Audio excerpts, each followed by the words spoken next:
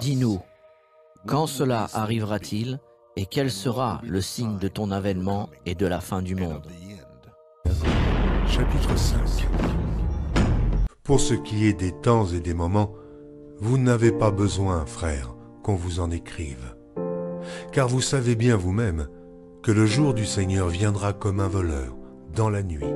Quand les hommes diront « paix et sûreté », alors une ruine soudaine les surprendra comme les douleurs de l'enfantement surprennent la femme enceinte, et ils n'échapperont point. Israel and Palestine to live side by side in peace and security. I thank you.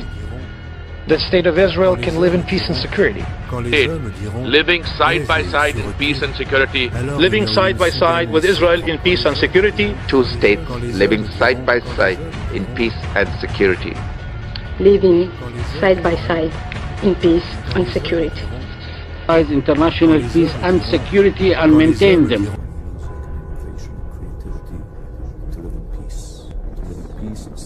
People of Israel, Palestinians are living side by side. Peace and security. Side by side, peace and security. Goal is clear. Two nations, side by side. We stand together because peace must come. Palestinian people to live in peace and security. Two states for two peoples, living side by side in peace and security. They can live side by side in peace and security. And that's how we will find new pathways to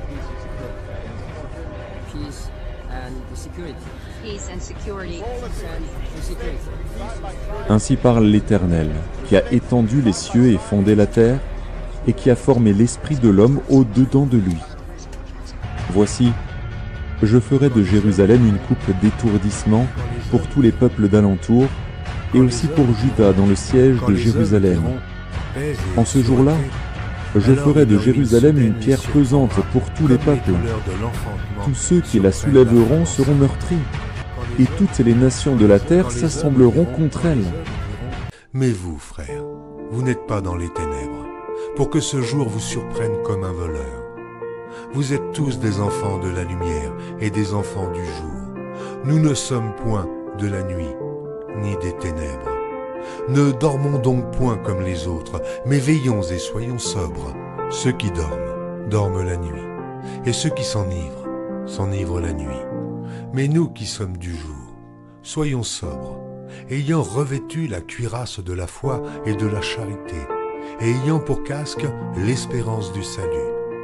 Car Dieu ne nous a pas destinés à la colère, mais à l'acquisition du salut par notre Seigneur Jésus-Christ, qui est mort pour nous, afin que, soit que nous veillions, soit que nous dormions, nous vivions ensemble avec lui.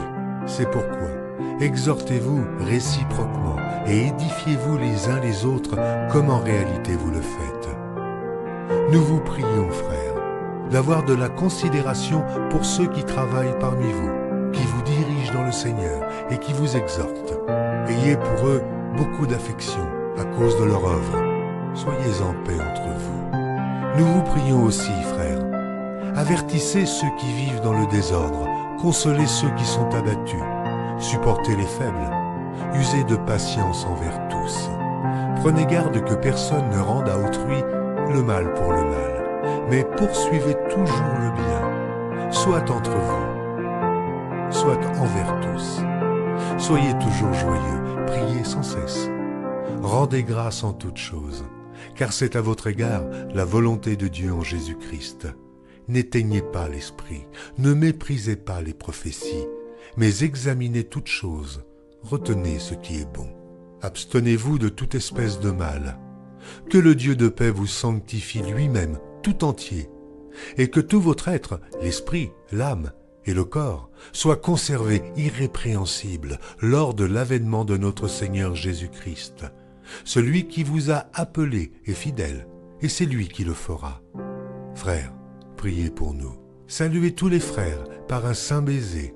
Je vous en conjure par le Seigneur, que cette lettre soit lue à tous les frères. Que la grâce de notre Seigneur Jésus-Christ soit avec vous.